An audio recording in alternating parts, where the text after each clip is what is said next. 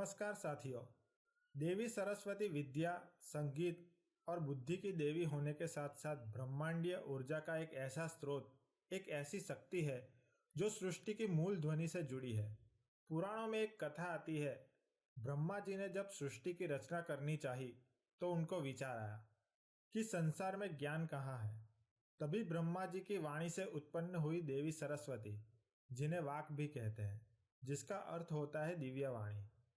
जब हम देवी सरस्वती का स्मरण करते हैं तो मन में एक छवि उभरती है, श्वेत वस्त्रों में विराजमान, कमल पर आसीन, एक हाथ में पुस्तक और दूसरे में वीणा। देवी सरस्वती श्वेत वस्त्र धारण करती है। श्वेत रंग शुद्धता, निर्मलता और सत्य का प्रतीक है। यह रंग न केवल बाहरी शुद्धता को दर्शाता है, बल्कि मन और आत्मा की आंतरिक शुद्धता को भी दर्शाता है। श्वेत रंग मन को शांत करने वाला रंग है। श्वेत रंग मन को इधर उधर भटकने नहीं देता और एकाग्रचित्त प्रदान करता है। जब हम कोई संगीत का साधन बजाते हैं तब उस साधन को बजाने के लिए मन की स्थिरता बहुत आवश्यक होती है। अगर हम कोई लेख लिखते हैं तो उस लेख को लिखने के लिए पहले मन का शांत होना बहुत जरूरी होता है। मन को शांत करके उस विषय में गहराई से चिंतन किया जा सकता है। अगर मन शांत होगा तभी हम पढ़ाई में ध्यान दे पाएंगे।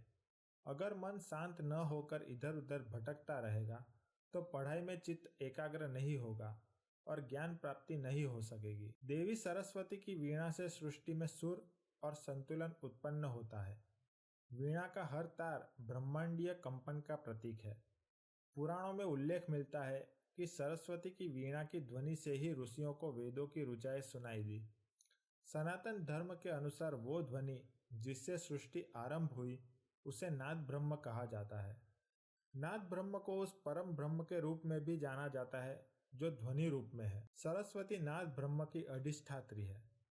ओम, यह बीज मंत्र पहली ध्वनि खुद देवी सरस्वती की ध्वनि शक्ति से उत्पन्न हुई है, जिसे हम संगीत कहते हैं। यह केवल मनोरंजन नहीं, यह चेतना की लहर है, ध्यान की अवस्था में पहुंचने का साधन है। बहुत कम लोग जानते हैं कि सरस्वती माँ का तांत्रिक रूप भी होता है, जिसे मातंगी कहा जाता है।